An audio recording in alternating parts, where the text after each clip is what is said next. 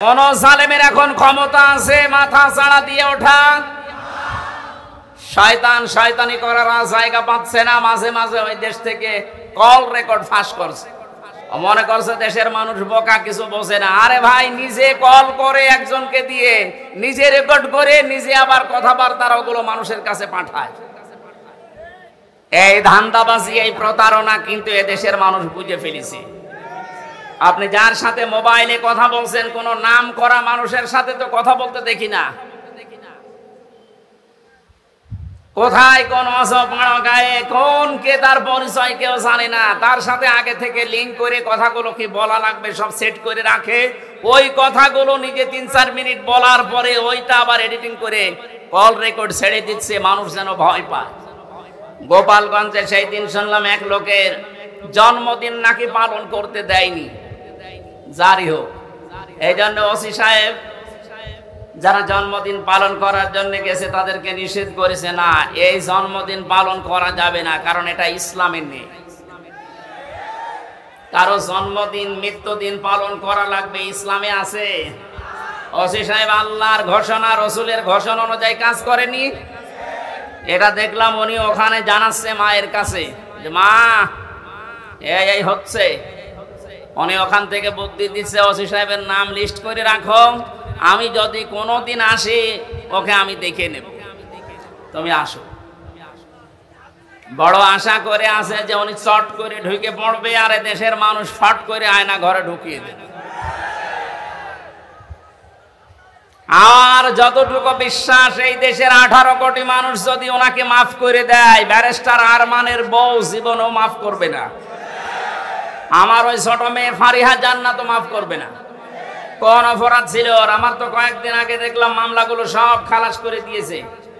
তার মানে বিচারক কর্তৃক, আদালত কর্তৃক প্রমাণিত যে আমার কোনো দোষ নেই, যে মামলা দিয়েছিল আমি নির্দোষ।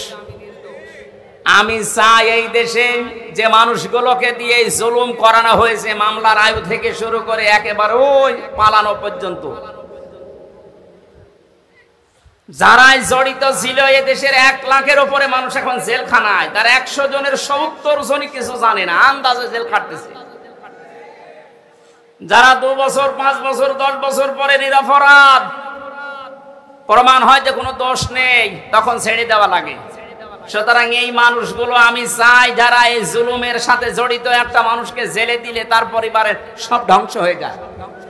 আমার 2টা মেয়ের খোঁজ এই 3 বছরে কে নিয়েছে? আমার ম্যাডামের, আমার মা বাবার। প্রত্যেক মাসে মাসে তো মামলা তুলতে আছে, 33 বারের উপরে আমার মামলা তুলিছে, তো জামিন দেয়নি। অথচ সেই বিচারক এই কয়েকদিন আগে পুরাটা খালাস করে দিয়েছে। মামলাটা হাতে নিয়ে আমার সামনে তো ছিলাম আমি, আমারে বলছে যে এ কি বিচার করবে, এর ভেতরে কোনো মাল নেই, যা। 100 জনের 28 জন মানুষ এখনো পর্যন্ত শুধু খাওয়ার ধান্দায় আছে। 100 জনের 58 জন মানুষ চাইছে এদেশে আল্লাহর কালাম দিয়ে পৃথিবীটা চলুক। এই জরিপ আমি বানাইনি, যারা জরিপ করে তারাই জানিয়েছে। সুতরাং 100 জনের 58 জন যখন এই 1-1.5 মাসে তৈরি হয়ে গেছে, আশা করছি আল্লাহ এই দেশকে কোরআনের হাতে তুলে দেবেন ইনশাআল্লাহ। এই দৃশ্যটা যেন আমরা চর্মচোখে দেখতে পারি, সে আকাঙ্ক্ষা আল্লাহর কাছে করছি। আল্লাহ তুমি কবুল করো, আমিন। দরুদ আর সালাম পড়ছি আমাদের নবী মুহাম্মদুর রাসূলুল্লাহ সাল্লাল্লাহু আলাইহি ওয়াসাল্লামের প্রতি। তামাম পৃথিবীর সবাই এখন একটা জিনিস চাচ্ছে, শান্তি। কি বলেন তো? সবাই চায় শান্তি। যে জাতির লোককে জিজ্ঞাসা করেন, সবাই শান্তি চাচ্ছে। আল্লাহ রাব্বুল আলামিন শান্তি নামে একটা নাম তিনি নিয়েছেন, সালাম। সালাম মানে কি? সেই সালামের পক্ষ থেকে যে ধর্মটা দুনিয়ায় এসেছে তার নাম ইসলাম। ইসলাম মানে শান্তি। ইসলাম মানে কি? এই আসল শব্দ সিলমুন বা সালমুন, সুখ শান্তির যে বিষয় আল্লাহ ইসলামের ভেতরে রেখেছে। সুতরাং এদেশে আমরা 96 ভাগ মুসলমান, অন্যান্য ধর্মের লোকেরা যারা আছেন 4 ভাগ। সবাই যদি ইসলামকে নিয়ে আসতে পারি, কাঙ্ক্ষিত মানের শান্তি এদেশে আমরা দেখতে পারবো ইনশাআল্লাহ। হযরতে খাদিজাতুল কুবরা বিশ্ব নবীকে ওই দিন 5টা বিষয় শুনিয়েছিলেন ভয় না পাওয়ার কারণ হিসাবে। আপনি আপনার স্বামীকে যদি এই কথাগুলো বলতে পারেন, আর আপনার স্বামীর চরিত্রের ভেতরে যদি এগুলো দেখতে পারেন, বুঝবেন ওই স্বামী হক পথে আছে। এক নম্বরে যে স্বামী তার রক্তের সম্পর্কগুলো ঠিক রাখে, সেই স্বামীকে দুনিয়ার কোনো ভয় পাওয়াতে পারে না। অথচ আজ লক্ষ লক্ষ পরিবারের দিকে তাকান, অধিকাংশ পরিবারে বউর কারণে স্বামী তার রক্তের সম্পর্কগুলো ঠিক রাখতে পারে না। এই কথা বলছেন? স্বামীর রক্তের সম্পর্ক ছিল তার ফুফুর সাথে, তার চাচার সাথে, তার ভাইয়ের সাথে, তার বোনের সাথে। এমন বউ পেয়েছে নামাজ পড়ে, রোজা রাখে, কালো বোরকা পরে, কিন্তু এগুলোর সাথে আমার আসল সম্পর্ক যেগুলো হক আদায় করা দরকার, এগুলো করতে গেলে ওর আর মন পাওয়া যায় না। এমন বউ দেশে নেই। আপনি নামাজ রোজা কালো বোরকা পড়ে জাহান্নামে যাবেন। নবীজি জানিয়েছেন, কোন স্ত্রী লোক যদি চায় যে তার স্বামীর হায়াত আরো বেড়ে যাক, তার স্বামীর মান সম্মান, টাকা পয়সা, অর্থ সম্পদ, প্রভাব প্রতিপত্তি, ক্ষমতা দুনিয়ায় বাড়তেই থাক, তাহলে সেই মহিলা যেন সব সময় তাকিদ দেয় তার স্বামীকে, স্বামী তুমি যা করো না কেন সম্পর্কগুলো রক্তের ঠিক রাখো। কিন্তু আজ হাজারো পরিবারে এরকম মহিলা পাওয়া যাচ্ছে না, অথচ নামাজ পড়ে। এক কথা বুঝতেছেন না? মা বোন যারা এসেছেন, নবীর স্ত্রীর মতো এই চরিত্র আপনাদের থাকা লাগবে, তারপরে খাদিজার সাথে জান্নাত। আপনার স্বামীকে আপনি সব সময় তাকিদ দেবেন, সাহায্য করবেন, তুমি যা করো করো, কিন্তু নিজের স্ত্রী হয়ে আমি তোমাকে বলছি, যতগুলো সম্পর্ক আছে রক্তের, আমাদের যা হয় হোক, এদের সাথে ঠিক রাখো, আল্লাহ নিজে পুষিয়ে দেবেন। সুবহানাল্লাহ বলে। 2 নম্বরে হযরতে খাদিজা বলেছিলেন, আতাহমিলুল কাল্লা, হে স্বামী, কখনো আপনাকে আল্লাহ ভয় দেখাতে পারেন না, কারণ আপনি মানুষের বোঝা হালকা করে দেন। এই শব্দটা আমি এতদিন পর্যন্ত ভালো বুঝতাম না, এখন গভীরে চিন্তা ভাবনা করে দেখছি যে এর ভেতরে এত কথা খাদিজা বলেছিলেন। হে স্বামী, আপনি মানুষের বোঝা হালকা করে দেন। এটা নবীর চরিত্র ছিল, তিনি বোঝা হালকা করে দিতেন। আর আমরা এমন উম্মত হয়ে দাঁড়িয়েছি, মানুষের বোঝা হালকা করা দূরের কথা, মানুষের বোঝা আরো বাড়িয়ে দিচ্ছি। যারা চাচ্ছেন এদেশে ইসলাম বিদায় করে অন্য কিছু দাঁড় করিয়ে আপনি শান্তি পাবেন না, আমেরিকা শান্তিতে নেই। কে বলেছে শান্তিতে আছে? ইসলাম যেখানে নেই সেখানে মুক্তি নেই। কথা বলেন। এক দোকানদার তার কর্মচারী রেখেছিল নাম ইসলাম। নাম কি? আর একটা মেয়ে ছিল নাম শান্তি। ইসলাম আর শান্তির মাঝে মাঝে দেখা হয়, শেষ পর্যন্ত মন দেওয়া নেওয়া হয়ে গেছে। দোকানদার টের পেয়ে ডাক দিয়ে বলছে, বেটা তুমি গরিব মানুষ, আমার বাড়িতে কাজ করে খাও, আমার দোকানের কর্মচারী আমার মেয়ের দিকে নজর দিয়েছো, আচ্ছা করে পিটিয়েছে। ইসলাম মনে মনে ভাবতেছে, মালিক আমার মেয়ের সাথে মিল করার কারণে আমারে মারধর করলে, এই শান্তি কতদিন তোমার বাড়ি থাকে আমি না দেখে দম নেব না। স্টেশনে বগুড়া এসে কল দিয়েছে, শান্তি তুমি কোথায়? বলছে বাড়িতে। সাজগোজ করে চলে আসো, আজকে পালানো লাগবে। ইসলামের কথা মতো শান্তি সব কিছু নিয়ে পালিয়েছে। সকালবেলা এই লোকটা রাস্তায় দৌড়াচ্ছে আর এলাকার মানুষকে বলছে, আমার শান্তি গেল কোথায়? লোকজন বলছে, শান্তি গেল কোথায় মানে? যে আমার মেয়ে শান্তিকে আমি খুঁজে পাচ্ছি না। লোকজন ডাক দিয়ে বলে, বেটা তোমার দোকানের সে কর্মচারী ইসলাম কোথায়? ওকে তো আমি মারধর দিয়ে বের করে দিয়েছি। মানুষজন বলে, তুমি কি মাথা খারাপ না পাগল? ইসলাম মারধর ধরে বের করে দিলে এখন শান্তি তালাশ করো? ইসলাম যেখানে আছে শান্তি ওখানে গেছে। এইটা আজ যারা বের করে দিতে যাচ্ছেন, এইটা বের করে দিলে এসে আর কিছু থাকবে না। কারণ এখানে ৯৬% মুসলমান। কত ভাগ? নামাজ কালাম কম পড়তে পারি, কিন্তু আল্লাহ রসুলের বিরুদ্ধে আমরা এই দেশে অন্তত ৯৬% মানুষের কেউ নেই। কথা বলে ঠিক কিনা? আপনি একটু বিবেক দিয়ে ভাবেন তো, একটা কোনো মানুষ যার ন্যূনতম বিবেক আছে, ঈমান না থাক, বিবেক তো আছে আপনার, এটা মেনে নেওয়া সম্ভব? আপনি দাবি করছেন আমার ঈমান আছে, আমি তো শান্তি স্বস্তি নিরাপত্তা পাই না। আরে ভাই, আপনার ঈমানের সাথে তো জুলুম মিশ্রিত। এখানে জুলুমের অর্থ তাফসিরে এসেছে জুলুম আই শিরিক। যাদের ইমানের সাথে জুলুম মিশ্রিত থাকবে, শিরিক মিশ্রিত থাকবে, তাদের জীবন থেকে আল্লাহ শান্তি তুলে নেবে, স্বস্তি বাদ দিয়ে দেবে, নিরাপত্তা আল্লাহ নিজে তুলে নেবে। বলেন নাউজুবিল্লাহ। এই জুলুমের যখন একেবারে শেষ হয়ে যায় তখন আল্লাহ পাক ধরেন। কালকে একটা আয়াত পেয়েছিলাম কোরআনে কারিমে, আমি এর আগেও পড়েছি, কিন্তু আগস্টের 5 তারিখের সাথে দেখলাম আয়াতটা 100 ভাগ মিলে গেছে। সূরা আনআমের 44 নম্বর আয়াতটা, ফালাম্মা নাসু মা যুক্কিরু বিহি ফাতাহনা আলাইহিম আবওয়াবা কুল্লা শাইইন। আল্লাহ পাক বলেন, যখন এই মানুষগুলো আমার বিধান, আমার আইন, আমার কানুন তাদের কাছে যাবার পরে আস্তে আস্তে ভুলে গেল, তাদের শান্তির, তাদের ক্ষমতার, তাদের যে বাহনগুলো, এগুলো আমি আল্লাহ আরো বাড়িয়ে দিলাম। লাফাতাহানা, আমি আল্লাহ খুলে দিলাম। ফাতাহানা আবওয়াবা কুল্লা শাইইন হাত্তা ইযা ফারিহু বিমা উতু। আমার এই নিয়ামত পাওয়ার পরে মানুষগুলো আরো বেশি আনন্দিত, এত আনন্দিত হয়েছিল যে পেছনের কোনো কথা তাদের আর মনে ছিল না। আয়াতটা নাযিল হয়েছে 1500 বছর আগে, অথচ 15.5 বছরের সাথে মিলালে আমার মনে হচ্ছে মিলে যাচ্ছে।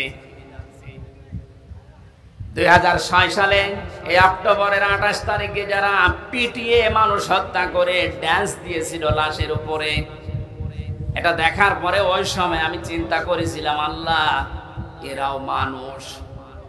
আমার মনে হয় না কোন জায়গা থেকে যেন একবার তাফসীর মাহফিল শেষ করে বাড়ি যাচ্ছিলাম, বাসের পেছনে ছিলাম বসা, ড্রাইভারের মাঝখানে দেখলাম রাস্তায় একটা কুকুর পড়ে আছে মরি। ড্রাইভার সাহেব মাঝখান দিয়ে না দিয়ে বাম দিয়ে চালিয়ে দিল, তো গাড়িটা ঝাঁকি দিয়ে উঠেছে। ড্রাইভারকে বললাম, ভাই আপনি এমন করলেন কেন? ড্রাইভার আমারে বলে, হুজুর আপনি দেখতে পাচ্ছেন না যে একটা কুকুর মরে পড়ে আছে? আমি মরা কুকুরের ওপর আবার গাড়ি চালিয়ে দেব, আমার বিবেক নেই? আমি বললাম, ভাই এত মরা কুকুর, ও মরে গেছে, ওকে মারলে কি আর না মারলে কি?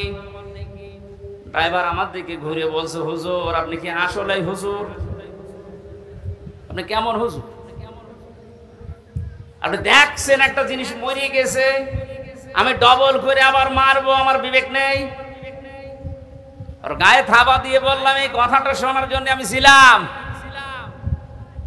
একটা মরা জিনিস ডবল করে মারা যায় না, আপনার বিবেকে এটা সায় দিচ্ছে। অথচ বাস্তবতায় দেখেন, এই দেশে অনেক মানুষকে আমরা দেখেছি জীবিত মানুষ পিটিয়ে মারার পরে লাশের উপরে ড্যান্স দিয়েছে।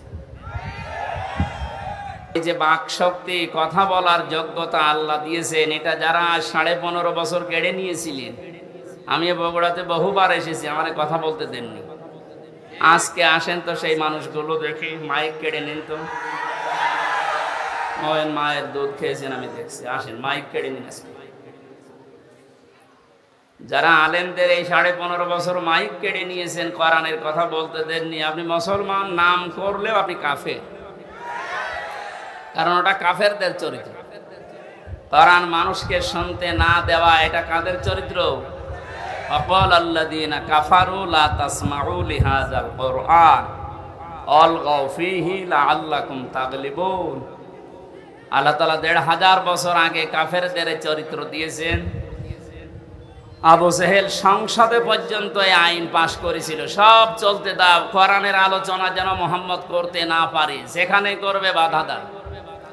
এই যে ওয়ালগাও দিয়েছেন আল্লাহ, হট্টগোল বাধাও, ঢোল ডুগি তবলা বাজাও, পরিবেশ নষ্ট করে দাও, মানুষ যেন কোরআনের আলোচনা শুনতে না পারে।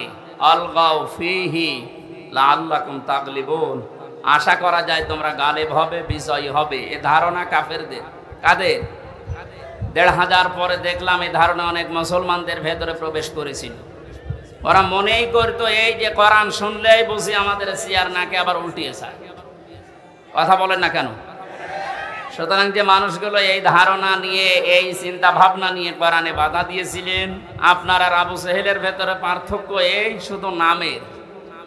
কিসের পার্থক্য? কোনো পার্থক্য এই একটাই, নামের। নামে মানুষকে মুসলমান নিয়ে মানুষকে জান্নাতে নিয়ে যেতে পারবে? বলেন।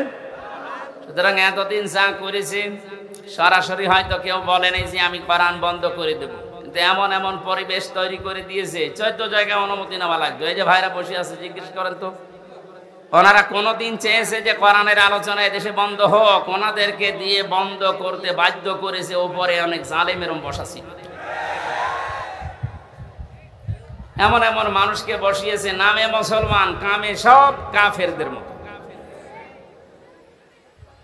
14 জায়গায় যদি অনুমতি নেওয়ার জন্য মানুষ একটা তাফসির মাহফিল করবে, কোরআনের আলোচনা করবে, 14 জায়গায় যদি অনুমতি নেওয়া লাগে, ওর ধৈর্য কোলাবে? শেষ পর্যন্ত হাল ছেড়ে বলবে দরকার নেই, মমতাজকে নিয়ে এসে 5টা জায়গা আনতে দে। সরাসরি কিন্তু বলতো না যে তাফসির মাহফিল হবে না।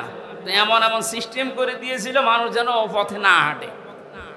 তাহলে এই সিস্টেমগুলো যারা করেছিল এরা কোরআনের ভাষায় কাফের। এরা কি বলেন? কাফের মারা গেলে জানাজা দেওয়া হয়, কবরে দেওয়া হয়, দোয়া করা হয়। তাহলে এগুলো যদি মরে যায়, আমার মনে হয় এদের জন্য এগুলো বন্ধ করে দেওয়া, কারণ ও এমনি জাহান্নামে যাবে। ও এমনিতেও জাহান্নামে যাবে, ও যাক, ওরে আরো লাথি দিয়ে ফেলে দিন, যা। সুতরাং এই পরিবেশ আল্লাহ আমাদেরকে এই যে কথা বলার বাকশক্তি যে আমাদেরকে দিলেন এবং এই কথা বলার যোগ্যতা যিনি দিয়ে পাঠালেন, এটা যারা বন্ধ করেছিলেন আল্লাহ রাব্বুল আলামিন তাদেরকে এখন সব জায়গা থেকে বন্ধ করে দিয়েছে। ইঁদুরের গর্ত এখন তাদের জায়গা নেই। দু একটা উকি ঝুঁকি মারছে, ধরা পড়ছে। কথা বলছে না কেন? কোরআনের জন্য আল্লাহ দেশ এখন ওপেন করে দিয়েছে এবং কোরআন কায়েম হবে, এইটাই সামনে ফাইনাল ইনশাআল্লাহ। আমি কিছু কিছু জরিপ মাঝে মাঝে দেখি, এই যে বিবিসি, এরপরে আল জাজিরার, এগুলো বললে মানুষের মন খারাপ হয়। আপনাকে আমি আশা সঞ্চার করার জন্য বলছি। একটা জরিপ পেয়েছিলাম কিছুদিন আগে, 100 জনের 14 জন এখনো পর্যন্ত জালেমদের দোসর আছে এদেশে। 100 জনের 28 জন মানুষ এখনো পর্যন্ত শুধু খাওয়ার ধান্দায় আছে। 100 জনের 58 জন মানুষ চাইছে এদেশে আল্লাহর কালাম দিয়ে পৃথিবীটা চলুক। এই জরিপ আমি বানাইনি, যারা জরিপ করে তারাই জানিয়েছে। সুতরাং 100 জনের 58 জন যখন এই 1-1.5 মাসে তৈরি হয়ে গেছে, আশা করছি আল্লাহ এই দেশকে কোরআনের হাতে তুলে দেবেন ইনশাআল্লাহ। এই দৃশ্যটা যেন আমরা চর্ম চোখে দেখতে পারি, সে আকাঙ্ক্ষা আল্লাহর কাছে করছি। আল্লাহ তুমি কবুল করো, আমিন। দরুদ আর সালাম পড়ছি আমাদের নবী মুহাম্মদুর রাসূলুল্লাহ সাল্লাল্লাহু আলাইহি ওয়াসাল্লামের প্রতি। তামাম পৃথিবীর সবাই এখন একটা জিনিস চাচ্ছে, শান্তি। কি বলেন তো? সবাই চায় শান্তি। যে জাতির লোককে জিজ্ঞাসা করেন, সবাই শান্তি চাচ্ছে। আল্লাহ রাব্বুল আলামিন শান্তি নামে একটা নাম তিনি নিয়েছেন, সালাম। সালাম মানে কি? সেই সালামের পক্ষ থেকে যে ধর্মটা দুনিয়ায় এসেছে তার নাম ইসলাম। ইসলাম মানে শান্তি। ইসলাম মানে কি? এই আসল শব্দ সিলমুন বা সালমুন, সুখ শান্তির যে বিষয় আল্লাহ ইসলামের ভেতরে রেখেছেন। সুতরাং এদেশে আমরা 96% মুসলমান, অন্যান্য ধর্মের লোকেরা যারা আছেন 4%। সবাই যদি ইসলামকে নিয়ে আসতে পারি, কাঙ্ক্ষিত মানের শান্তি এদেশে আমরা দেখতে পারবো ইনশাআল্লাহ। এদেশে মসজিদ যেমন পাহারা দেওয়া লাগে না, 3.5 লাখের উপরে মসজিদ আছে, পাহারা দেওয়া লাগে? আরো জোরে বলেন। মসজিদ যেমন পাহারা দেওয়া লাগে না, ইসলাম এদেশে যদি এসে যায় মন্দিরও পাহারা দেওয়া লাগবে না। যে যার ধর্ম ওপেন ভাবে নিরাপত্তার সাথে পালন করবে, কোনো অসুবিধা নেই। অনেকের ধারণা এই যে ইসলাম আসলে আমি যে একটু লাল পানি খাই, ওটার কি হবে? কোনো অসুবিধা নেই। অনেকে বলে যে আমি আকিস বিড়ি খাই, আজিজ বিড়ি খাই, এইটার কি হবে? আপনি মসজিদের ভেতরে যদি প্রবেশ করেন, মসজিদ এমন একটা জায়গা, সেখানে গেলে যদিও আপনার বিড়ি খেতে মনে চাচ্ছে, খেতে পারবেন। যদিও ডাল বাবা খেতে মনে চাচ্ছে, ওই পরিবেশে খেতে পারবেন, কারণ আপনার বিবেকে বাধা দেবে, কারণ ওই পরিবেশে ওইটা চলে না। কথা বলে না কেন? ওই জায়গাতে বিধান চলে কার? এই জন্য ওখানে প্রবেশ করলেই বলা লাগে আল্লাহুম্মা আফতাহলি আবওয়াবা রহমাতিক, হে আল্লাহ তোমার রহমতের যত দরজা, বাবের বহু বচন আবওয়াব বলা হয়, সব খুলে দাও। কারণ পুরা পরিবেশটাই রহমত দিয়ে বেষ্টিত। করেছেন কে? ওখানে আল্লাহর বিধান চলার কারণে যদি পুরা এরিয়া আল্লাহ রহমত দিয়ে ভরপুর করে দেয়, এই ৫৬,০০০ বর্গ মাইলে ওই আল্লাহর বিধান যদি কায়েম হয়, ১০০ ভাগ আমরা বিশ্বাস করতে পারি ৫৬,০০০ বর্গ মাইল মসজিদের মতো নিরাপদ হয়ে যাবে। এরকম জায়গায় আপনার আর লাল পানি খেতে মনে চাইবে না। কথা বলেন না কেন?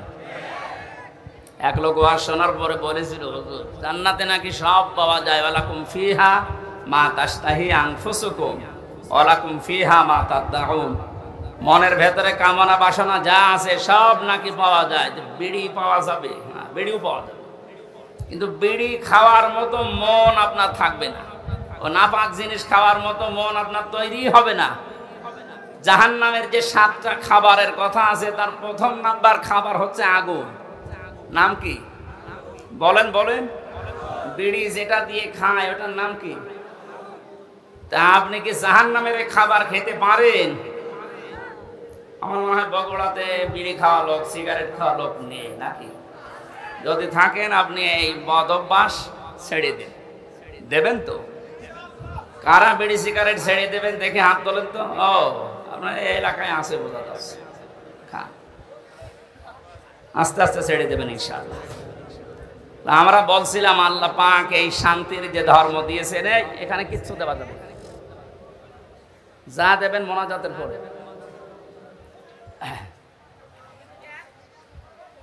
শান্তির জন্য আজ বিভিন্ন ধান্দা করা হচ্ছে, বিভিন্ন জায়গায় আমরা ধর্ণা দিচ্ছি। আল্লাহর পক্ষ থেকে শান্তির যে বিধান আমাদের কাছে এসেছে, ইন্নাদ-দীনা ইনদাল্লাহিল ইসলাম।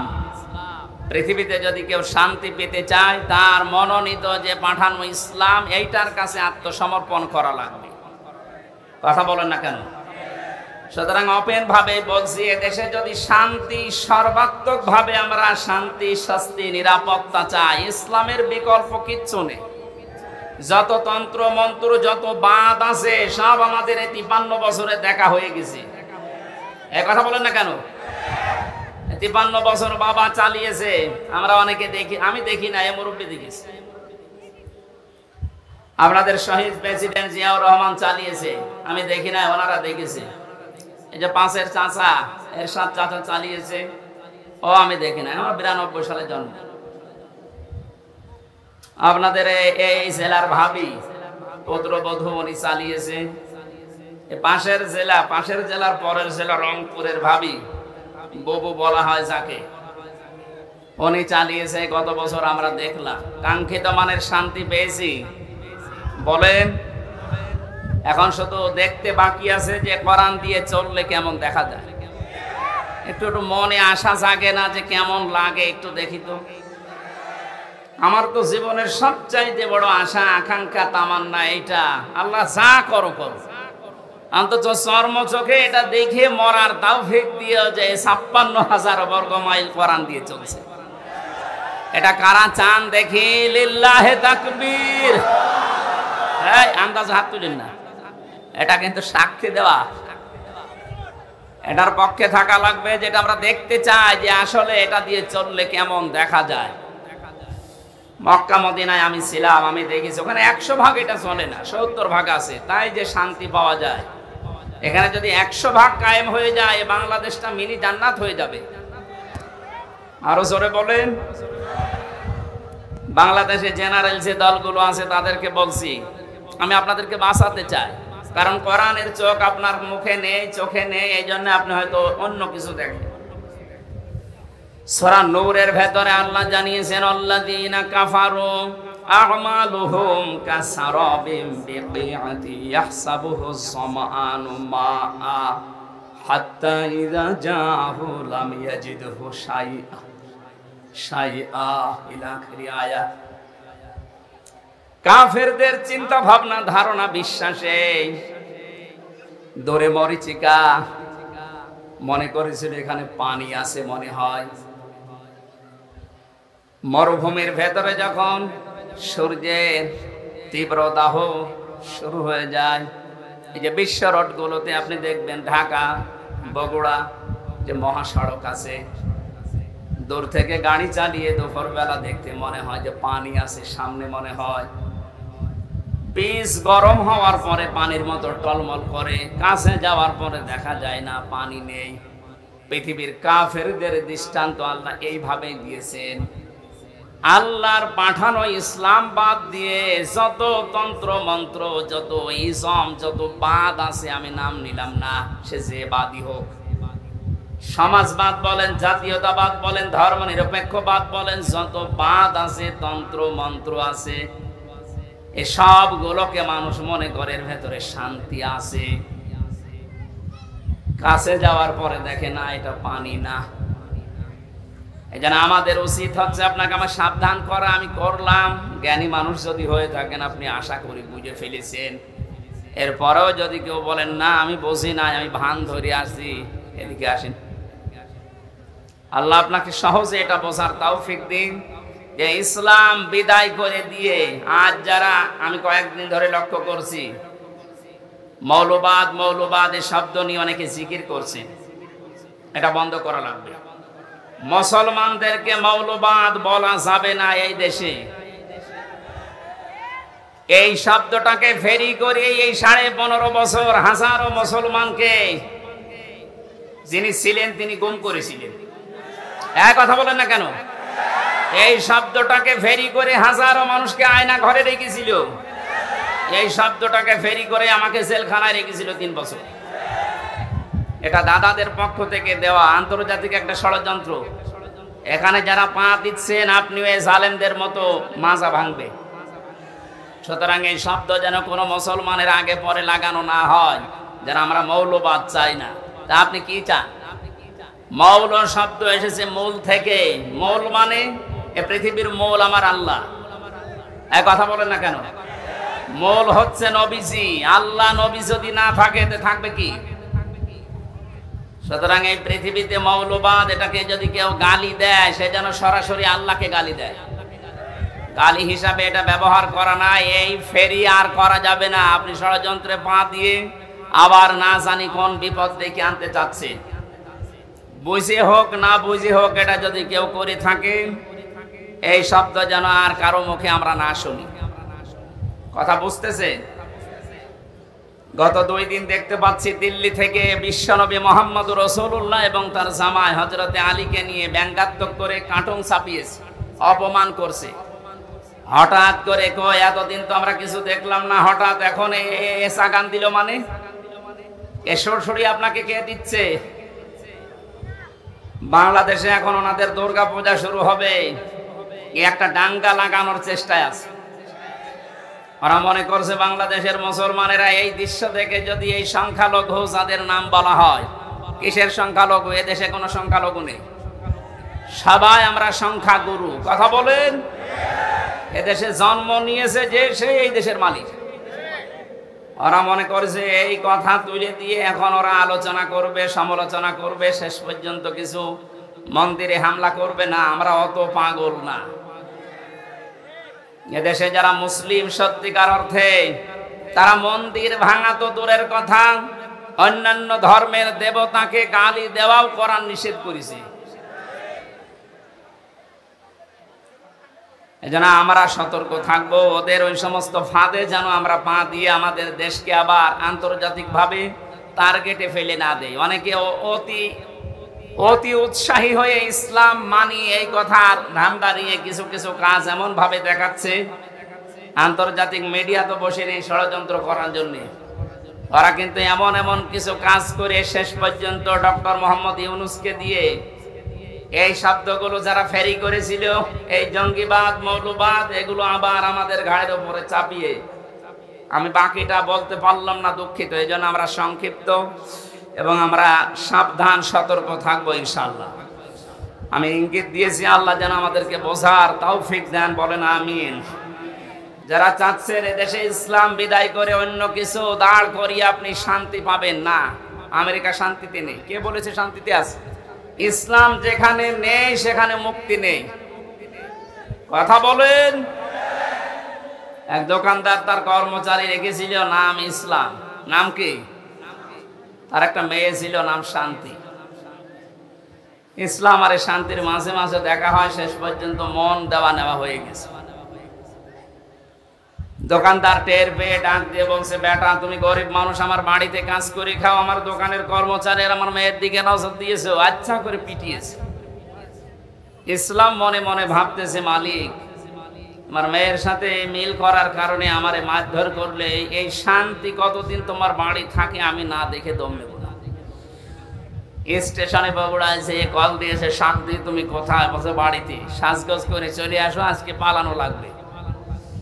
ইসলামের কথা মতো শান্তি সব কিছু নিয়ে পালিয়েছে। সকালবেলা এই লোকটা রাস্তায় দৌড়াচ্ছে আর এলাকার মানুষকে বলছে, আমার শান্তি গেল কোথায়? লোকজন বলছে, শান্তি গেল কোথায় মানে? যে আমার মেয়ে শান্তিকে আমি খুঁজে পাচ্ছি না। লোকজন ডাক দিয়ে বলে, বেটা তোমার দোকানে সে কর্মচারী ইসলাম কোথায়? ওকে তো আমি মারধর দিয়ে বের করে দিয়েছি। মানুষজন বলে, তুমি কি মাথা খারাপ না পাগল? ইসলাম মারধর ধরে বের করে দিলে এখন শান্তি তালাশ করো? ইসলাম যেখানে আছে শান্তি ওখানে গেছে। এইটা আজ যারা বের করে দিতে চাচ্ছেন, এইটা বের করে দিলে যে আর কিছু থাকবে না। কারণ এখানে ৯৬% মুসলমান। কত ভাগ? নামাজ কালাম কম পড়তে পারি, কিন্তু আল্লাহ রসুলের বিরুদ্ধে আমরা এই দেশে অন্তত ৯৬% মানুষের কেউ নেই। কথা বলে ঠিক কিনা? আল্লাহ আমাদেরকে সম্মতি দিন, বলেন আমিন। কোরআনে কারীম থেকে আমরা সূরা আনআমের ৮০, ৮১, ৮২ এই আয়াতগুলো তিলাওয়াত করেছি। আমি এত লম্বা কথা কোনো জায়গায় বলি না, বেশি হয়ে গেছে। আজকে সংক্ষেপ করছি আলোচনাটা, শুধু শিক্ষাগুলো নিয়ে আসার জন্য। খুব খেয়াল করে শুনবেন। আল্লাহ রাব্বুল আলামিন হযরত ইব্রাহিম আলাইহিস সালামের এবং তার বাবার কিছু কাহিনী এখানে তুলে ধরেছেন। শিরিক এবং ঈমান, এটা সেই পৃথিবীর লগ্নের পর থেকে আরম্ভ হয়েছে এই দুইটার সংঘর্ষ। কোন মানুষ যদি শান্তি, স্বস্তি, নিরাপত্তা চায়, সে যেন তার বিশ্বাসের সাথে অন্য কিছুকে যোগ না করে। এটা যারা যোগ করেছে, যুগে যুগে তাদের শান্তি, স্বস্তি, নিরাপত্তা হারিয়ে গেছে।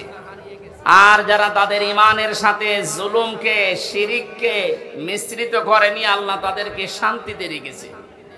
যে মানুষগুলো আজ আল্লাহর বিধানের সাথে, আল্লাহর শক্তির সাথে, পাওয়ারের সাথে অন্য কাউকে শরিক করে বুক ফুলিয়ে বেড়ানোর চেষ্টায় আছেন, আপনি কি মনে করেন? আপনি বাতিলের পক্ষে আল্লাহর বিরুদ্ধে অবস্থান নিয়ে কোনো ভয় নেই, চিন্তা নেই, আর আমি আল্লাহর পক্ষে অবস্থান নিয়ে ভয় করব, আপনি এই কথা মনে করেন? আল্লাহ ওইটা আমাদেরকে শুনিয়েছেন। রব্বুল আলামিন বলেন, কাইফা আখাফু মা আশরাকতুম ওয়ালা তাখাফুনা আন্নাকুম আশরাকতুম বিল্লাহি ইউনাজ্জিল বিহি আলাইকুম সুলতানা। ১৫০০ বছর আগে আয়াতটা নাযিল হয়েছে। আমি আয়াতের তাফসীর যখন পড়ি, আমার মনে হয় বাংলাদেশ দেখি আল্লাহ এই মাত্র নাযিল করেছে। এদেশে বহু মানুষ আজ ইসলামপন্থী যারা, এদের কথাগুলো তারাও বোঝে, তারাও দেখে এদের কাজ কারবার। দেখার পরে মানুষগুলো না দেখার মনে হয় ভান করে থাকে। এরা চায় আল্লাহর একাত্মবাদ, আল্লাহর ওয়াহদানিয়াতকে দেশে প্রতিষ্ঠা করতে। আর মানুষগুলো আল্লাহর বিপক্ষে অবস্থান নিয়ে আল্লাহর আইনের বিপক্ষে নতুন আইন তৈরি করে শিরিক করে আর বুক ফোলাতে। আল্লাহ তাআলা নবীজিকে দিয়ে বলাচ্ছেন, হে নবী আপনি এই কথাটা মানুষকে জানানো, কাইফা আখাফু, কেমন করে আমি ভয় করি, মা আশরাকতুম, যা তোমরা শরীক করো, ওয়ালা তাখাফুনা আন্নাকুম আশরাকতুম বিল্লাহ, তোমরা আল্লাহর সাথে শরীক করে তার সাথে অংশীদার স্থাপন করে ভয় করো না। আর আমরা আল্লাহর একত্ববাদ এই দুনিয়ায় প্রতিষ্ঠা করতে গিয়ে ভয় পাবো কোন কারণে? তোমাদের পক্ষে কোনো দলিল নেই, সব মন গড়া কথা।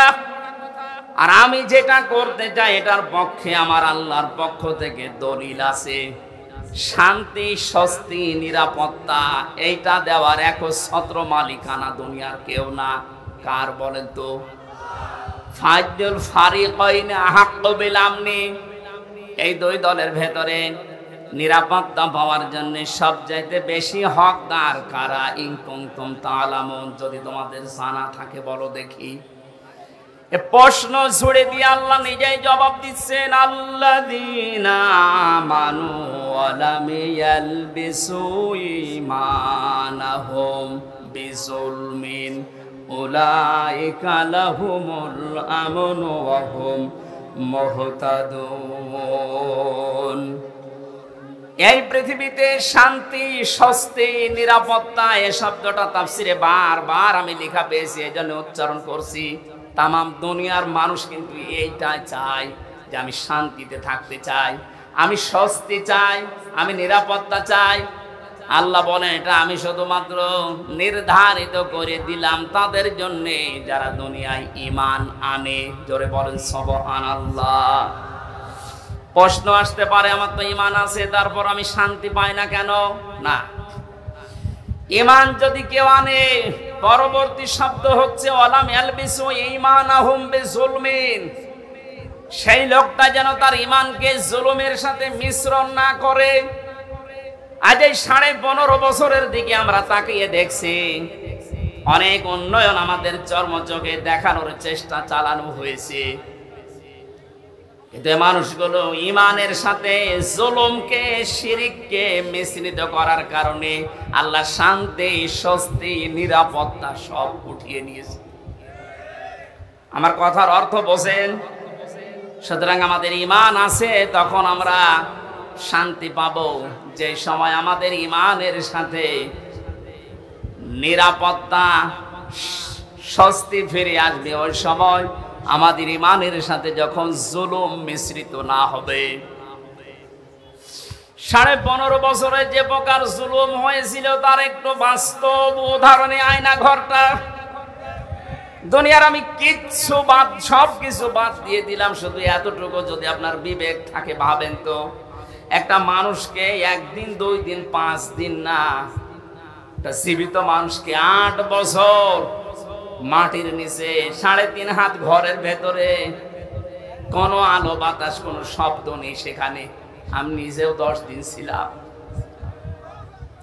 8টা বছর মানুষকে ওখানে রেখে দিয়েছে, যার ইশারায় যে মানুষগুলো এর সাথে জড়িত।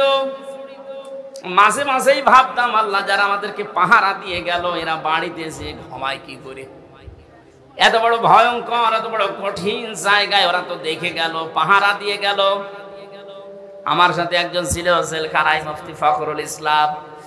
উনি আমার মাঝে মাঝে বলতো, হামজা ভাই, আমারা যখন এই আয়না ঘরে নিয়ে যাই, এই পায়ের ভেতর দিয়ে আমার হাত লাগিয়েছে, পায়ের ভেতর দিয়ে হাত লাগিয়ে সামনে যে লোহার রড দেওয়া ছিল, এই খাঁচা, লোহার এই খাঁচার সাথে হাত দিয়ে সামনে আমার তালা লাগিয়ে দিয়েছে। 1টা 2টা দিন না, 3 মাস একাধারে এইভাবে রেখেছে। তাও 24 ঘন্টা শুধু 1.5 মিনিট 2 মিনিট সময় দিত টয়লেট করার। খাবার যা দিত, মাঝে মাঝে মনে হচ্ছে খাবার কেউ মাখিয়ে দিয়েছে।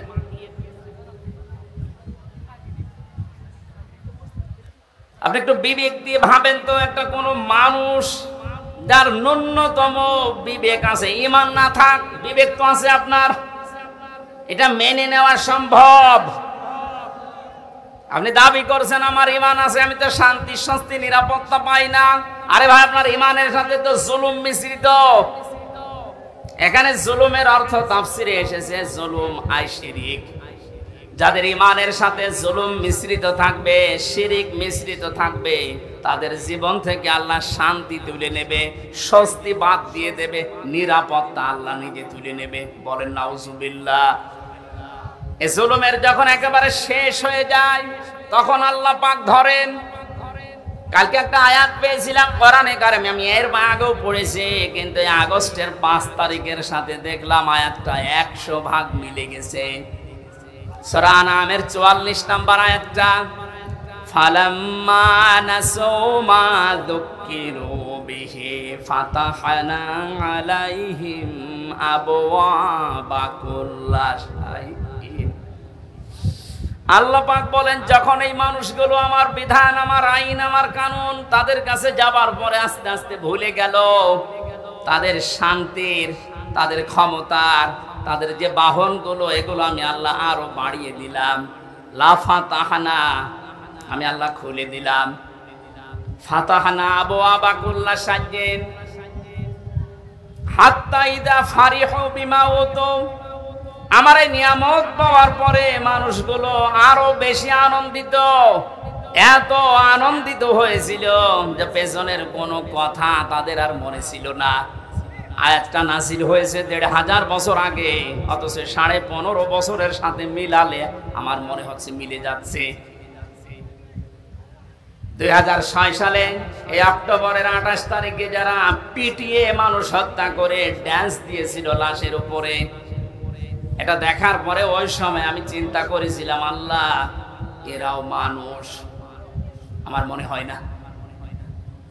কোন জায়গা থেকে যেন একবার তাফসীর মাহফিল শেষ করে বাড়ি যাচ্ছিলাম, বাসের পেছনে ছিলাম বসা, ড্রাইভারের মাঝখানে দেখলাম রাস্তায় একটা কুকুর পড়ে আছে মরে। ড্রাইভার সাহেব মাঝখান দিয়ে না দিয়ে বাম দিয়ে চালিয়ে দিল, তো গাড়িটা ঝাঁকি দিয়ে উঠেছে। ড্রাইভারকে বললাম, ভাই আপনি এমন করলেন কেন? ড্রাইভার আমারে বলে, হুজুর আপনি দেখতে পাচ্ছেন না যে একটা কুকুর মরে পড়ে আছে? আমি মরা কুকুরের ওপর আবার গাড়ি চালিয়ে দেব, আমার বিবেক নেই? আমি বললাম, ভাই তো মরা কুকুর, ও মরে গেছে, ওকে মারলে কি আর না মারলে কি? ড্রাইভার আমার দিকে ঘুরে বলছে, হুজুর আপনি কি আসলেই হুজুর? আপনি কেমন হুজুর? আপনি দেখছেন একটা জিনিস মরে গেছে, আমি ডবল করে আবার মারবো, আমার বিবেক নেই? আর গায়ে থাবা দিয়ে বললাম, এই কথাটা শোনার জন্য আমি ছিলাম। একটা মরা জিনিস ডবল করে মারা যায় না, আপনার বিবেকে এটা সায় দিচ্ছে। অথচ বাস্তবতায় দেখেন, এই দেশে অনেক মানুষকে আমরা দেখেছি জীবিত মানুষ পিটিয়ে মারার পরে লাশের উপরে ড্যান্স দিচ্ছে।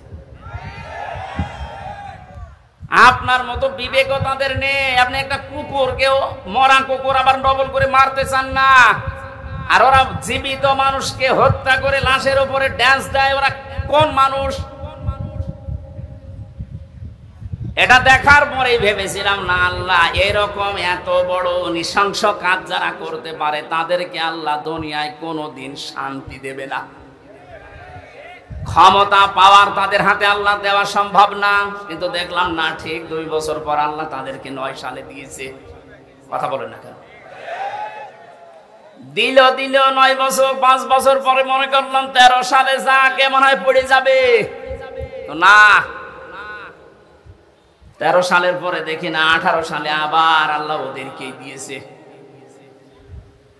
১৮ সালের পরে মনে করলাম না, আর টেকা সম্ভব না।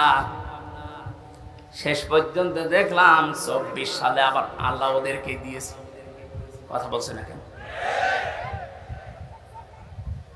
আল্লাহ রাব্বুল আলামিন বলেন, মানুষ যখন আমার বিধান ভুলে গিয়ে তাদের মন মতো কাজ করতে গিয়ে জুলুমের একেবারে সর্বশেষ সীমা পার হয়ে যায়, ফাআখাযনাহুম বাগতাতান, আমি হঠাৎ করে তাদেরকে এমন ভাবে পাকড়াও করি তারা দিশেহারা হয়ে যায়। ১৫০০ বছর পরে ২০২৪ সালের ৫ আগস্টের দিকে তাকান, ১০০ একটা মিলে যাচ্ছে। কোন স্মরণ ছিল আল্লাহর কথা? যার ন্যূনতম স্মরণ থাকবে আল্লাহর ভাষা যে আমাকে কিন্তু জবাব দেওয়া লাগবে, সে কোনোদিন আয়না ঘরের দায়িত্ব পালন করে সে খাবার খেতে পারে না। জেলখানায় আমাদের সাথে দায়িত্ব যারা পালন করেছে তারাও যে বাইরে যে খাবার খেত কি করে, আমার বিশ্বাস হয় না। আলেমদের সাথে যা আচরণ করতো ভেতরে, অন্য মানুষের কথা তো বাদই দিলাম। আল্লাহর আয়াতগুলো, আল্লাহর বিধানগুলো পুরাটা ভুলে গিয়েছিল। ইন্নামা নুমলি লাহুম লিয়াজদাদু ইসমা, মানুষের পাপের বোঝা যখন পরিপূর্ণ হয়ে যায়, ওয়ালাহুম আযাবুম মুহিন, তখন আল্লাহ অপমানজনক শাস্তি তার উপরে ফেলে দেয়। এত অপমান আল্লাহ পৃথিবীর ইতিহাসে কাউকে করেছে বলে আমার মনে হয় না। সে অপমান করেছে কালামানিককে। কলার পাতায় শুইয়েছে, বিসি উড়ে গেছে। কথা বলে না। আমার তো ১৫০০ বছরের ইতিহাস আমি যতটুকু পড়ি, কাউকে এত বড় অপমান করেছে বলে আমার মনে হয় না। এর সাথে আল্লাহ কি করবে?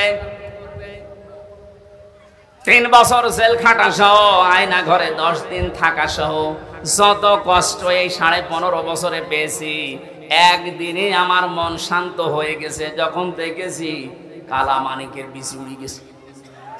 আমার আর কিচ্ছু চাওয়ার নেই, আল্লাহর কাছে সব চাওয়া শেষ।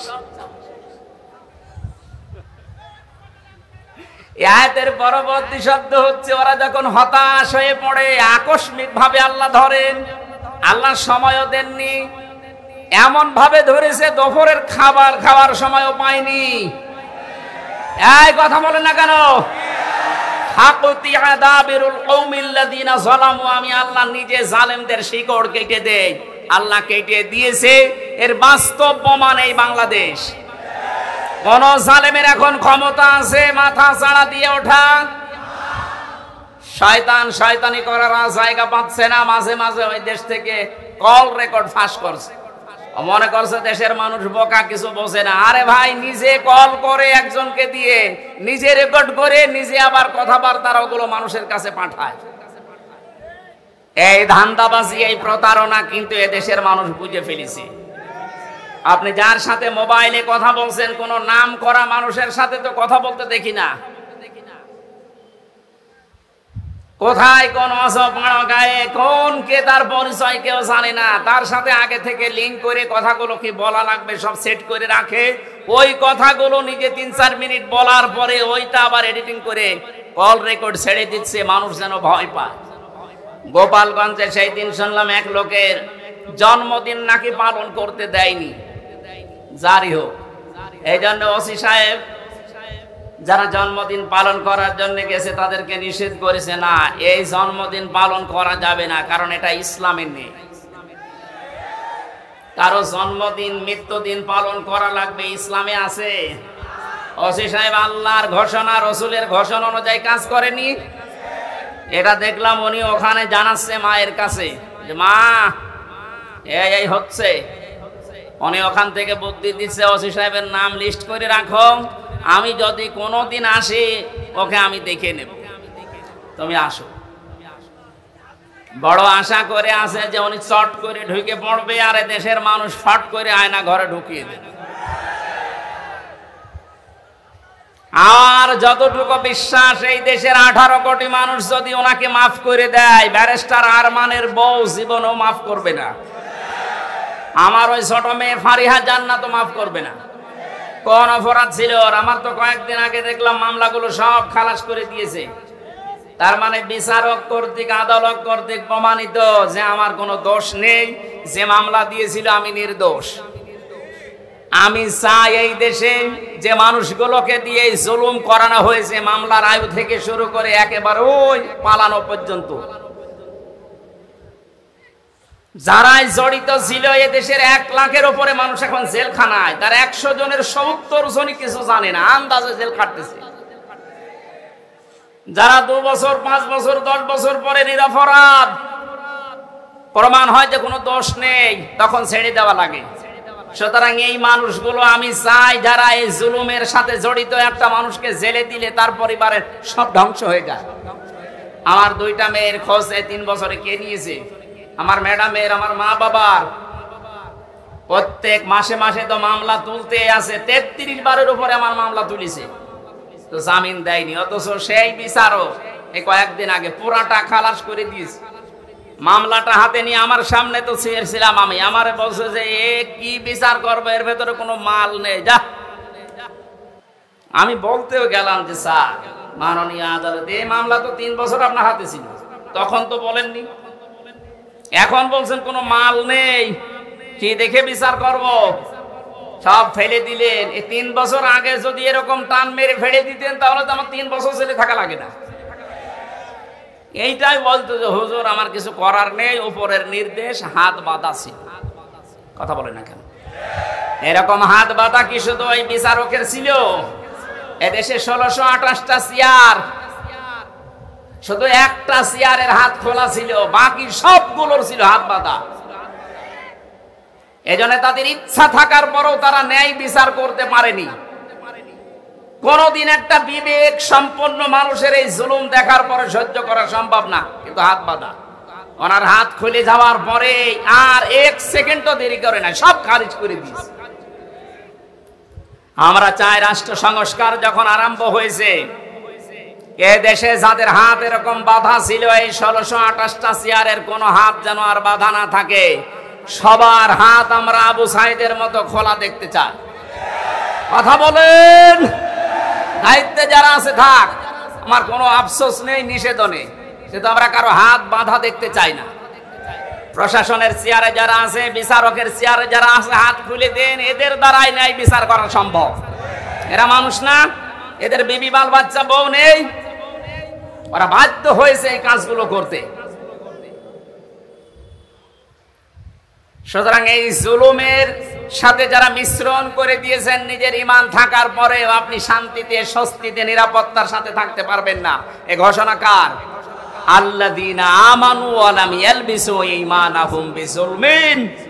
যারা ঈমান আনে কিন্তু তাদের ঈমানকে জুলুমের সাথে মিশ্রণ করে ফেলে, তাদেরকে আমি আল্লাহ শান্তিতে থাকতে দেই না। বাস্তব আমরা এখন দেখতে পাচ্ছি। কেউ শান্তিতে আছে? মনে করেছিল আমি আরামে থাকবো, যাদের দ্বারা আরামে থাকবে তারাই ধরিয়ে দিয়েছে। এই যে দীপমণির নাম শুনলাম, উনি ওনার বোনের বাড়িতে পালিয়েছিল। বোনের ছেলে মোবাইল টিপছিল, নিষেধ করে যে ওই মোবাইল টেপা বাদ দিয়ে পড়াশোনা কর। ও ছেলেটা বিরক্ত হয়ে গিয়ে 999 কল দিয়ে পুলিশ ভাইদের কাছে। আপনাকে আল্লাহ শান্তিতে থাকতে দেবে না। যারা জুলুম করে আর যারা জুলুমের সাপোর্ট করে, এই মানুষগুলো নবীর উম্মত থেকে বের হয়ে যায়। কত বড় কথা লিখে লক্ষ্য করেন। যারা জুলুম করে আর যারা জেনে শুনে জুলুমের সাপোর্ট করে, এরা নবীর উম্মতের বাইরের লোক। এদেশে আমরা অনেককে এরকম দেখতে পেয়েছি। সুতরাং আপনাকে আল্লাহ শান্তিতে, স্বস্তিতে, নিরাপত্তায় থাকতে দেবে কোন কারণে?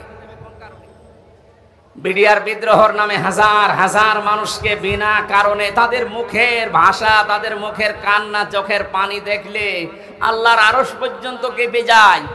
এই 3 বছরে 900-র উপরে বিডিআর এর সাথে আমার দেখা।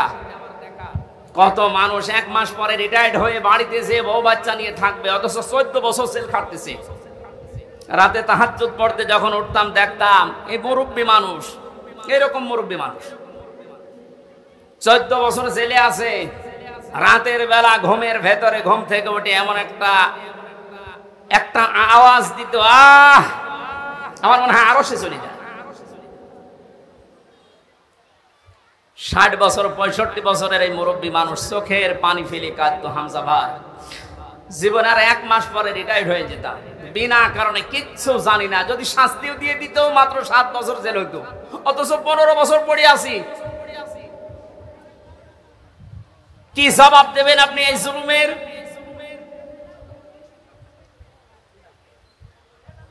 জালেম এই শব্দটা শুনলে আমার ভয় লাগে, কারণ জালেমরা হামজার টার্গেট না। আমিরে জামাত ডাক্তার শফিকুর রহমান ঘোষণা দিয়েছেন আমরা মাফ করে দিলাম, কিন্তু ভিকটিম যারা জুলুমের শিকার, তারা যদি কিছু করে আমরা কিছু বলতে পারবো না, কারণ তারা এই জালেমরা আল্লাহর মামলার আসামি। জালেমরা মামলার আসামি কার? এটা তো আমি বানালাম নাকি? সূরা শুরা 42 নম্বর আয়াত, 25 নম্বর পারা, 6 নম্বর পৃষ্ঠার 13 নম্বর লাইনে আছে।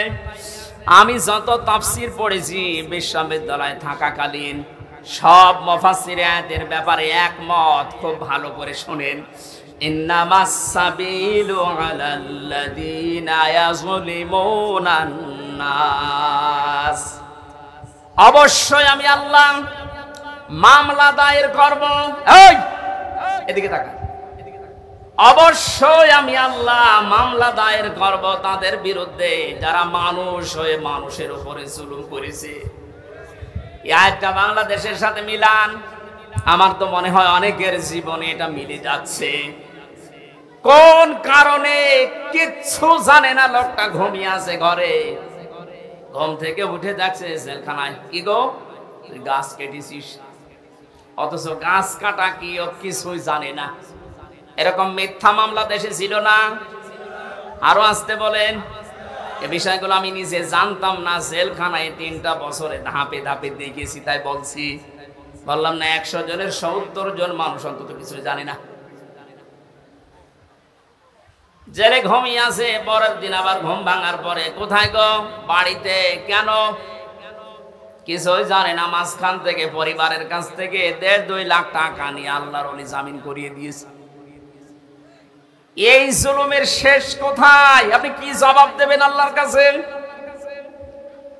এজন্য জালেমদের কোন সম্পদ আল্লাহ দুনিয়ায় কাজে লাগাতে দেয় না। তার বাস্তব প্রমাণ এই দরবেশ কত টাকার মালিক ছিল আপনি হিসাব করতে পারেন? কি হয়েছে তার টাকাগুলো? এখন শানের উপরে ঘুমানো লাগে। আমাদের যেখানে রেখেছে 3টা বছরে এই মাটির উপরে, শানের উপরে, এখন তার ওই জায়গায় থাকা লাগছে। কি হচ্ছে তার ওই অর্থ সম্পদ গুলো, এই টাকাগুলো কোন কাজে আসতেছে? এখন তাদের যে চরিত্রের বর্ণনা বের হচ্ছে, শয়তান পর্যন্ত আশ্চর্য হয়ে যাচ্ছে যে দরবেশের চরিত্র এত নিম্ন। এজন্য আমাদের সাবধান হওয়া উচিত। আমি আজকার বাস্তব প্রমাণ দিয়েই বলছি, এদেশে শেখ হাসিনা থেকে শুরু করে যারা তার দোসর ছিল সবাই আল্লাহর মামলার আসামি। মামলার বাদী যত বড় হয়, মামলা মেটানো তত কঠিন হয়। এক কথা বলেন না কেন? আমার মামলার বাদী যদি আমার সত্যি কথা বলছি কোন সলিমতি হতো, আমি যদি আকিস গ্রুপে চাকরি করতাম, আপনার কয় টাকা লাগতো? টাকা দিয়ে হলে আমি 2-3 দিনে বের হয়ে চলে আসতাম। কিন্তু এমন মানুষ বাদী, এই জন্য 33 বার ওঠার পরও মামলার জামিন হয়নি। উনি বিদায় নেওয়ার কয়েকদিন পরে জামিন সব শেষ। সুতরাং এখানে বাদী কিন্তু যিনি পালিয়েছে উনি না, হামজাও না, মামলার বাদীকে। আপনি দেখেন আপনার দ্বারা আবার জুলুম হয়ে যাচ্ছে না তো? আজ অনেকে নিজের স্ত্রীর উপরে জুলুম করছি, পরিবারের উপরে জুলুম করছি, স্ত্রী হিসাবে স্বামীর উপরে জুলুম করছি।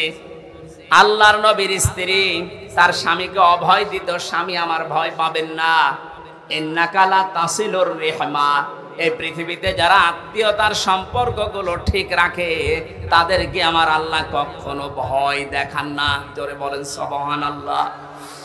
নবীজি যখন ওহী নিয়ে এসে ভয় পেয়েছিলেন, তিনি বলছিলেন জাম্মিলুনি জাম্মিলুনি, আমাকে ঢেকে দাও। এই খেয়াল করেন, আমাকে ঢেকে দাও, আমি ভয় পেয়েছি।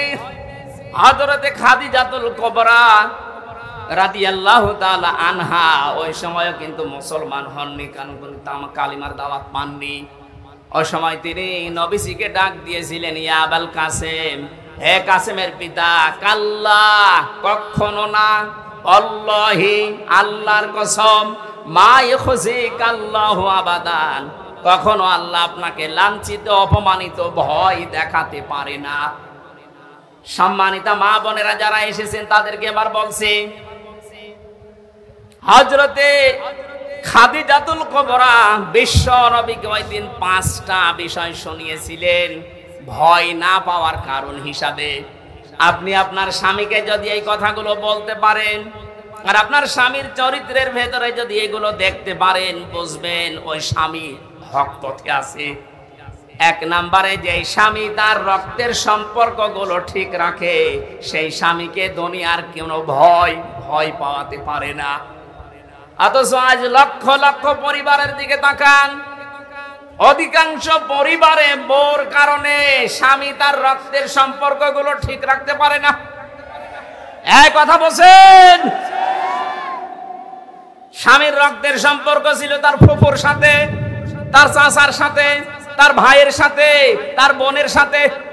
এমন বউ পেয়েছে নামাজ পড়ে, রোজা রাখে, কালো বোরকা পরে, কিন্তু এগুলোর সাথে আমার আসল সম্পর্ক যেগুলো হক আদায় করা দরকার এগুলো করতে গেলে ওর আর মন পাওয়া যায় না। এমন বউ দেশে নেই। আপনি নামাজ রোজা কালো বোরকা পরে জাহান্নামে যাবেন। নবীজি জানিয়েছেন, কোন স্ত্রী লোক যদি চায় যে তার স্বামীর হায়াত আরো বেড়ে যাক, তার স্বামীর মান সম্মান, টাকা পয়সা, অর্থ সম্পদ, প্রভাব প্রতিপত্তি, ক্ষমতা দুনিয়ায় বাড়তেই থাক, তাহলে সেই মহিলা যেন সব সময় তাকিদ দেয় তার স্বামীকে, স্বামী তুমি যা করো না কেন সম্পর্কগুলো রক্তের ঠিক রাখো। কিন্তু আজ হাজারো পরিবারে এরকম মহিলা পাওয়া যাচ্ছে না, অথচ নামাজ পড়ে। এক কথা বুঝতেছেন না? মা বোন যারা এসেছেন, নবীর স্ত্রীর মতো এই চরিত্র আপনাদের থাকা লাগবে, তারপরে খাদিজার সাথে জান্নাত। আপনার স্বামীকে আপনি সব সময় তাকিদ দেবেন, সাহায্য করবেন, তুমি যা করো করো, কিন্তু নিজের স্ত্রী হয়ে আমি তোমাকে বলছি যতগুলো সম্পর্ক আছে রক্তের, আমাদের যা হয় হোক, এদের সাথে ঠিক রাখো, আল্লাহ নিজে পুষিয়ে দেবেন। সুবহানাল্লাহ বলেন। 2 নম্বরে হযরতে খাদিজা বলেছিলেন আতাহমিলুল কাল্লা, হে স্বামী কখনো আপনাকে আল্লাহ ভয় দেখাতে পারেন না, কারণ আপনি মানুষের বোঝা হালকা করে দেন। এই শব্দটা আমি এখন পর্যন্ত, এতদিন পর্যন্ত ভালো বুঝতাম না, এখন গভীরে চিন্তা ভাবনা করে দেখছি যে এর ভেতরে এত কথা খাদিজা বলেছিলেন। হে স্বামী আপনি মানুষের বোঝা হালকা করে দেন, এটা নবীর চরিত্র ছিল, তিনি বোঝা হালকা করে দিতেন। আর আমরা এমন উম্মত হয়ে দাঁড়িয়েছি, মানুষের বোঝা হালকা করা দূরের কথা, মানুষের বোঝা আরো বাড়িয়ে দিচ্ছি। 850 বছর আগে পালিয়েছিল লক্ষণ সেন, আর তার পেতাত্তা পালিয়েছে 5 আগস্টে। উনি যাওয়ার সময় বলে গিয়েছে সেনাপ্রধানকে নাকি যে যাবার পরে এমন এমন কাজ তোমরা করবা যেন এ দেশ 2 মাসের বেশি টিকতে না পারে।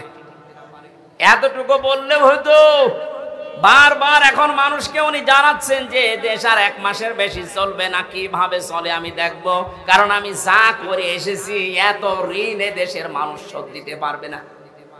এত ঋণের বোঝা আপনি রেখে গেলেন।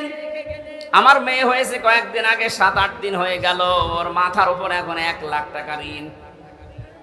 কি আমি বানিয়ে বলছি? এদেশের প্রতিটি মানুষের মাথা পিছু ঋণ এখন 1 লাখ। ঋণের বোঝাগুলো দিয়ে গেলেন আপনি, রবির উম্মত দাবি করেন, 14 বার নাকি হজ করেছেন। কি করেছেন আপনি? নবীর আদর্শ ছিল তিনি মানুষের বোঝা হালকা করতেন, আর সবার বোঝা আপনি দিয়ে গেলেন। আগস্টের 5 তারিখের আগে কত মানুষের পরিবার ধ্বংস করেছেন, কত মানুষের হাত নেই, পা নেই, চোখ নেই, অন্ডকোষ পর্যন্ত নেই। এই মানুষগুলো এখন পরিবারের বোঝা। এই কথা বোঝে? এই বোঝাগুলো যিনি বানিয়ে গেলেন উনি নবীর উম্মত হতে পারেন? আরো জোরে বলেন। এটা নবীর উম্মতের কাজ। কার কাজ? যারা মানুষের বোঝা হালকা করে দেয় তাদের ভয় আল্লাহ দূর করে দেয়। এই জন্য ওনার কোনো ভয় আছে? আমার সাথে ছেলে 4 দিন ছিল, আমি দেখেছি লোকটার কোনো ভয় নেই, নির্ভয় বানিয়ে দিয়েছে আল্লাহ। ওনার তাওয়াক্কুল, ওনার ইখলাস এত উপরে। অনেকে বাইরে থেকে উল্টাপাল্টা মন্তব্য করে, আরে বেটা কাছ থেকে দেখেছিস তার আমল। আমার মতো যুবক মানুষ, 33 বছর বয়স আমার, আমি 1.5 পারা 2 পারা কোরআন পড়তে গেলে নামাজে দাঁড়িয়ে পা লেগে যায়। আর ওনার এক একটা সেজদায় দেখতাম তাহাজ্জুদের নামাজে 40-45 মিনিটে 1 ঘন্টা কাটিয়ে দিচ্ছে। আপনি সমালোচনা করেন বাইরে বসে বসে। সারা দেশের মানুষের ভেতরে একটা মহব্বত আলাদা ভাবে আল্লাহ ওনার প্রতি তৈরি করে দিয়েছে, এমনি এমনি না। 15.5 বছর তো খেদমত করার নাম নিয়ে, তার উপর তো মানুষের মহব্বত নেই, আরো যত ঘৃণা জন্মিয়েছে, কারণ মানুষের বোঝা তিনি তৈরি করে দিয়ে গেছেন এই দেশে। আর ইনি চেষ্টা করছেন মানুষের বোঝা যেন হালকা করা যায়। এই কথা বলেন না কেন? দলমত নির্বিশেষে আমাদের উচিত হবে নবীর উম্মত হিসাবে যদি দাবি করি, মানুষের বোঝা যেন আমরা হালকা করে দিতে পারি। বলেন আমিন। কত রকমের বোঝা আজ দিয়ে গেলেন। আমার তো বোঝা ছিল পরিবারে, 3টা বছর ওরা কি খেয়েছে না খেয়েছে আমি কিছুই জানি না, কারণ আমি যোগাযোগ বিচ্ছিন্ন ছিলাম। আমার ফাঁসির কন্টেম সেলের ভেতরে কোরাটা যোগাযোগ বিচ্ছিন্ন করে রেখে দিয়েছে, কেউ কথা বলতে পারবেন না। বাইরের মানুষগুলো বেঁচে আছে না জীবিত আছে। আমি জেলে থাকাকালীন আমার দাদা মরেছে, আমার নানা মারা গেছে, আমার নানি মারা গেছে, আমার একটা চাচাতো ভাই মরেছে, আমি কিচ্ছু জানি না। 3 বছর পরে জানলাম তোর মরে গেছে। আপনি কোন কারণে কষ্টটা দিলেন? কি অপরাধ করেছিলাম আমি? কোরআনের কথাগুলো সঠিকভাবে তুলে ধরতাম, এইটাই আমার অপরাধ। অথচ আপনি এমন এমন মামলা আমার নামে দিয়েছে, শয়তানও বিশ্বাস করে না। এই সিরাজগঞ্জের কোন ছেলে নাকি আমার ওয়াজ শুনি সংসদ ভাঙতে গেছে তরবারি নিয়ে। আরে বেটা, তরবারি নিয়ে সংসদ ভাঙা যায়? বোম মারলে ওড়ে না। এই যে সংসদের লোক বসে আছে না, তরবারি নিয়ে ভাঙা যায়? ওই মামলা দিয়ে কে কে বলেছে, বলে আমির হামজার ওয়াজ শুনে আমি উদ্বুদ্ধ হয়ে এসেছি। সেই পাগলকে দেখা হয়েছিল জেলখানা। এই আমার নাম বললি কোন কারণ? আমারে বলতে বলেছে। বলেন সুবহানাল্লাহ। বেচারকে মামলার যেদিন ঢেসমেশ করে দিল ওই দিন হাসছিল, যে একটা মামলা হইলো, কোন পাগল কোথায় কি করেছে। আমি এই কথা আপনি 3 বছর পরে বললেন। এটা যদি সেই প্রথম যখন মামলা উঠেছিল 7-8 দিন পরে ওই সময় বলে দিতেন যে না, এ মামলার কোনো ভিত্তি নেই, 3টা বছর আমার বাইরের জীবনে থাকা লাগতো, এই ভেতরে থাকা লাগতো না। কত রকমের বোঝা মানুষের মাথার উপরে চাপিয়ে দিচ্ছেন, আর আপনি নবীর উম্মত দাবি করছেন। আপনি শান্তি পাবেন, স্বস্তি পাবেন, নিরাপত্তা জীবনেও না। যারা মানুষের বোঝা হালকা করে দেয় আল্লাহ তাদেরকে শান্তি দেয়। সুবহানাল্লাহ বলতে পারেন নাই? আমাদের জীবন যতদিন আছে মানুষের বোঝা বাড়াবো না মানুষের বোঝা হালকা করব? যেখানে যতটুকু আছে মানুষের বোঝা হালকা করার চেষ্টা করে, আপনার জীবনের বোঝা আল্লাহ হালকা করে দেবে ইনশাআল্লাহ। হযরতে খাদিজা এর পরে আরো অনেকগুলো কথা বলেছিলেন। আমরা যদি এখনো এই দেশে শান্তিতে বাঁচতে চাই, আমাদের যা ঈমান আছে ঈমানের সাথে যেন জুলুম মিশ্রিত না হয়, খুব সতর্ক থাকবেন। জুলুমের এখানে অর্থ হচ্ছে শিরিক। শিরিক যেন মিশ্রিত না হয়। উলাইকা লাহুমুল আমনু ওয়া হুম মুহতাদুন। আল্লাহ পাক বলেন এই মানুষগুলো, এইভাবে আল্লাহ দেখিয়েছেন, যারা তাদের ঈমানের সাথে জুলুম মিশ্রণ করবে না, শিরিক মেশাবে না, এই মানুষগুলোকে আমি আল্লাহ নিজে শান্তি দেব। আর এরাই হচ্ছে হেদায়েত প্রাপ্ত বান্দা বান্দি। জোরে বলেন আমিন। আল্লাহ এই বাস্তবতা আমরা যেন দেখতে পারি, তার পক্ষ থেকে শান্তি, স্বস্তি, নিরাপত্তা নিয়ে যেন এই দেশে বসবাস করতে পারি, সেই তৌফিক দান করুন। আমিন, আল্লাহুম্মা আমিন। লা ইলাহা ইল্লা আনতা সুবহানাক ইন্নী কুনতু মিনাজ জালিমিন। রব্বুল আলামিন, মাগরিবের নামাজ সমাগত, এজন্য আমরা শেষ করে দিয়েছি। যতটুকু বলার চেষ্টা চালিয়েছি আমাদের জীবনে আমল করার তৌফিক দাও। সারাটা জীবন অপরাধ করে জীবনটা নষ্ট করে ফেলেছি। আমাদের অপরাধের দিকে তাকালে হয়তো তোমার মাফ করতে ইচ্ছে করবে না।